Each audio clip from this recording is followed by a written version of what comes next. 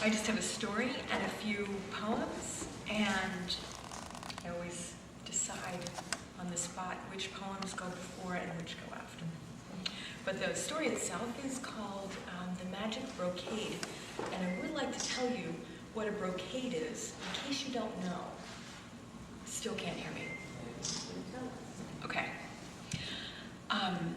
If you were to look at a pattern on somebody's clothing, and instead of being sort of printed on, it was actually sewn in by hand, which is called embroidery, but that also doesn't help a lot of people to understand what it is.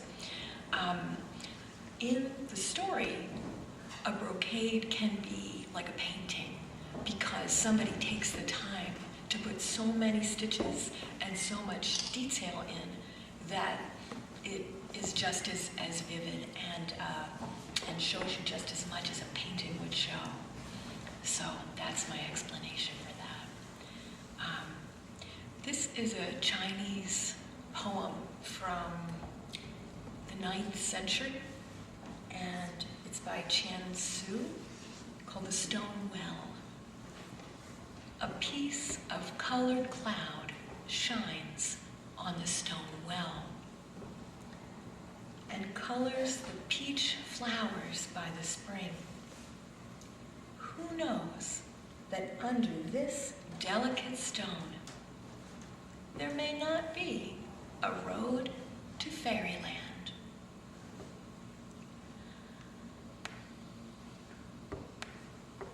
Once there was a mom who helped her family eat and have everything they need by being an artist. And the way that she was an artist was by working with thread to make really beautiful brocades. And whenever she took her brocades to the market, everybody would gasp and reach for their purse and were very happy to part with their hard-earned money to take just a little bit of that beauty home with them. Well, one day after this woman had sold all of her goods at the market and her purse was full, she saw something that she had to have. And she almost didn't see it. She was walking and it was hidden behind some other wares. It was a painting. And this small painting was so remarkable to her, she could not have told you why. It pictured a fine white house in a field of red flowers, and there was a golden stream with fish dancing in it. There was a pond, and the sky was lovely with a beautiful sun like a plum hanging in it. And there were cattle, there were sheep. It was a place that she wanted to live.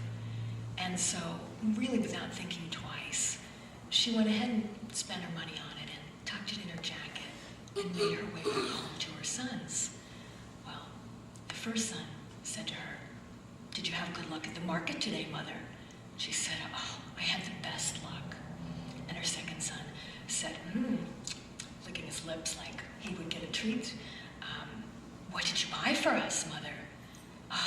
"I brought you a feast for your eyes," she said. And she took out the picture and she showed them. The first two sons were so disappointed that her third son took pity on her. He saw how happy she had been showing them the picture. And he said, "Mother, it's a really beautiful painting." And she said, "I know how I wish that we could live there." "You're kidding, right?" said her older sons. "We could never afford to live there." And so again, the youngest son looked at his mother's face and saw how crestfallen she was, and he thought of a way to cheer her up. "Mother, make a brocade of this scene, and you will feel like you're sitting there by the pond." And so she did. She took the finest silver and gold threads, and she just, with every detail, gave it all of her love and attention. At night, she burned pine branches so that she could continue to work late. And it wasn't very long before there wasn't anything to take to market, and the two older sons began to grumble about that. And the youngest son said, "Don't worry, brothers, I'll chop wood and I'll sell it so we have what we need." Well, at the end of the first year that it took the mother to take the care to turn this painting into a brocade, her eyes began to tear, and she took her tears and she wove them into the waters of the pond and of the stream. And she really couldn't stop. No matter what she did, it had to be this brocade. And so at the end of the second year, her eyes were so tired, they actually began to tear red tears with blood in them. And she took those tears and she wove them into the flowers in the fields. And then finally, at the end of the third year, when she had nearly lost her sight, the brocade was finished. And she said to her sons, "Let's take it outside and look at it in the sunlight." And all four of them went out the door and they opened up the brocade, and the wind stole it away. Now the mother fell down in a faint, and her sons carried her inside. And they said, "Mother, what can we do?" And she said, "You must find my brocade or I will surely die." So the first son set out to the east, and it was to the east that the brocade had flown. And before long, he passed kind of a cool house. It was made all of stone, and in front of it, there was a stone horse. And the horse looked like he was ready to eat red berries off a bush. Of course, he was stone. And there was an old woman standing in front of the house. And the oldest son said, "Old woman, have you seen a brocade fly by?" And she said, "Yes, I have. And I can tell you what to do to get it back. You must go to Sun Mountain and the fairies will return it, for they had never seen anything as beautiful and they wanted to copy it. But first you have to go over Fire Mountain and an icy sea without complaint. In fact, on Fire Mountain, the flames will lick you like cats, but you mustn't say a word.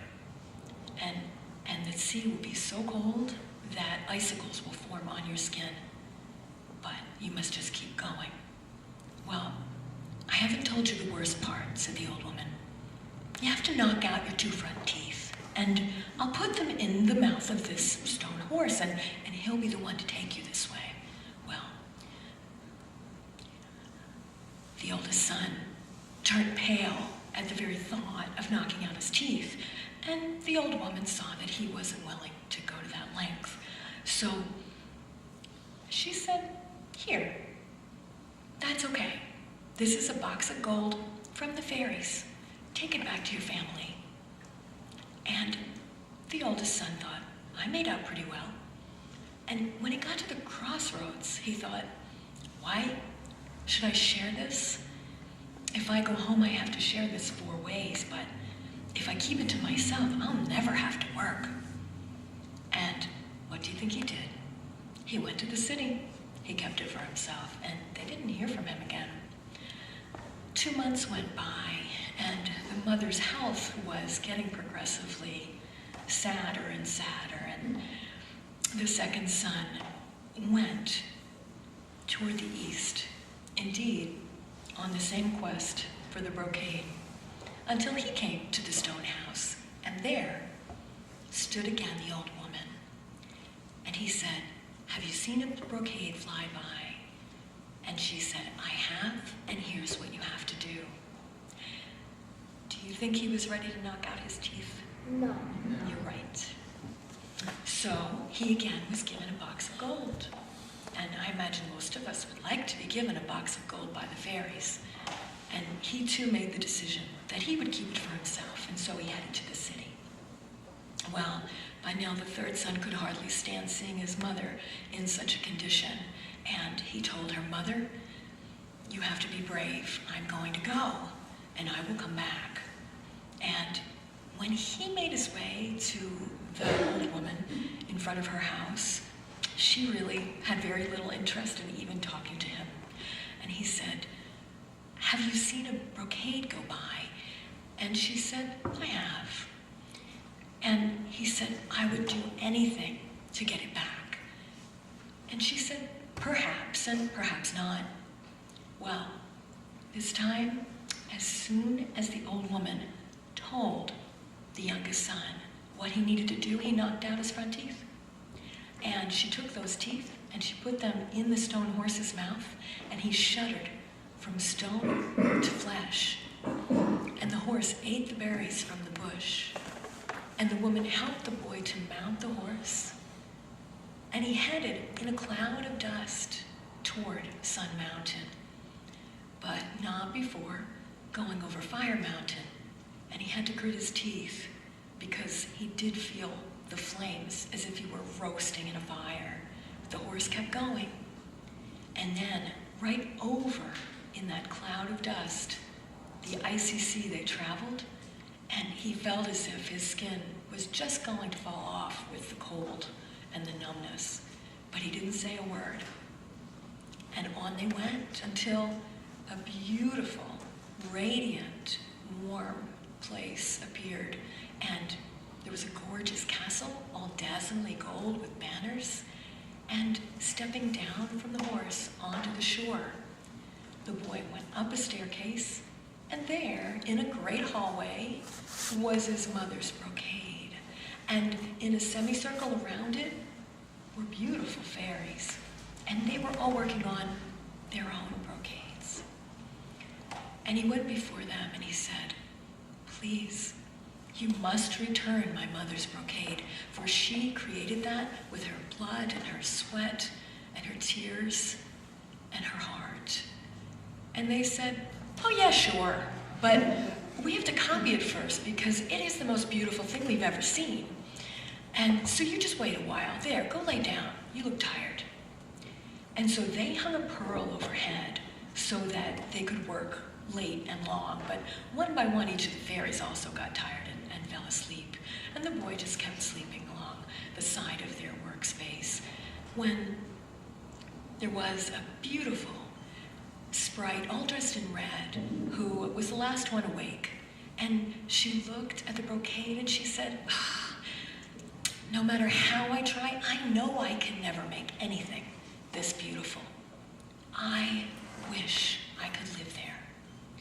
And she took some thread and she sewed herself into the original brocade. Well, she went off to bed. The young man woke up and grabbed his mother's brocade and got the heck out of there. He went down to the shore and he got back on the horse, and very quickly he was back at the old woman's cottage. Now, the old woman took the teeth out of the stone horse's mouth and gave them back to the boy. And she gave him a pair of magic deerskin shoes, and with a wish and hope, he was back at his mother's gate. He went inside with the brocade all rolled up. He said, Mother, look what I have. Look what I have, Mother. And she roused herself, and he helped her up. And she saw, and she said, let's take it outside and look at it. Now, I'm not kidding you. That is really in the story twice. And when I first read it, I said, no! Right? That's how it was began. But they did. They took it outside. And this time, it began to move. I won't lie to you. It began to shimmer and shake, and the brocade itself began to grow and move all around them until it was the world that they lived in. And they saw the beautiful red flowers in the field and the fine white house, and they could see dancing in the pond all of the beautiful gold fish. And there was the stream rushing by, and the music of it, and the sun hung like a red plum in the sky. And there, in the distance, walking toward them, was a woman dressed in red, who was, of course, the Red Fairy. And in time, the young man and the woman dressed in red were married, and the three of them lived for many, many seasons in a place filled with peace and plenty. But one spring day, there appeared two beggars. And the beggars looked at the house, and they looked at the people, and they thought, we could wait for them to be gone, and this looks like a place that it might be good to rob. But then they noticed that that white-haired woman looked an awful lot like their mom used to look. And they saw that this young man, who was grown now, had to have been their brother. And the two of them were so ashamed. They didn't want to be seen at that place, and so they just went away. And they weren't heard from again. So that is the story of the magic brocade. It's a Chinese folktale. People always ask if I make these things up. I wish. But no, they come from a long time ago, most all the stories that I tell. Let me tell you a poem, though, that doesn't come from a long time ago. Shel Silverstein, he really rocks. And he also is a modern person like ourselves. All right, I gotta probably, that might be better.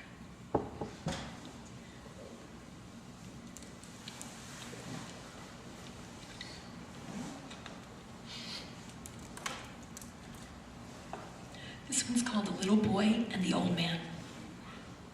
Said the little boy, "Sometimes I drop my spoon." Said the little old man, "I do that too." Said the little boy,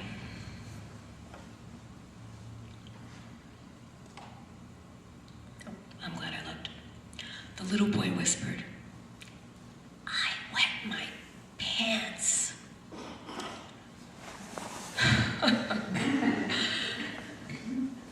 "I do that too," laughed the little old man.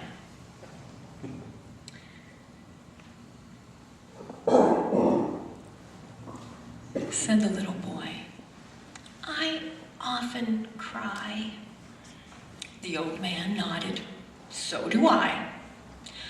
"But worst of all," said the boy, "it seems grown-ups don't pay attention to me."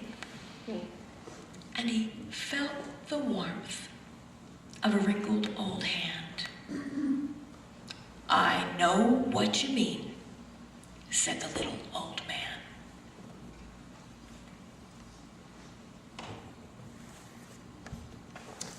This one is a magic carpet. You have a magic carpet that can whiz you through the air to Maine or Spain or Africa, if you just tell it where.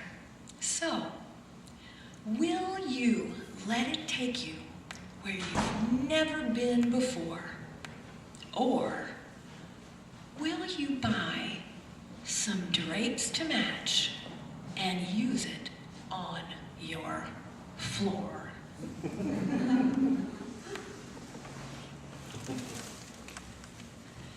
This is also Shel Silverstein. It's called The Clock Man. "How much will you pay for an extra day?"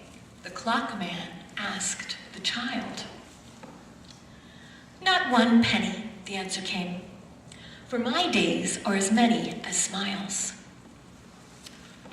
"How much will you pay for an extra day?" he asked when the child was grown. Maybe $1, maybe less, for I've plenty of days of my own."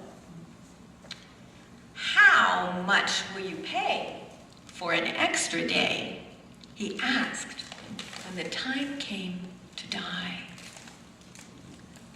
"All of the pearls in all of the seas and all of the stars in the sky." Thank you.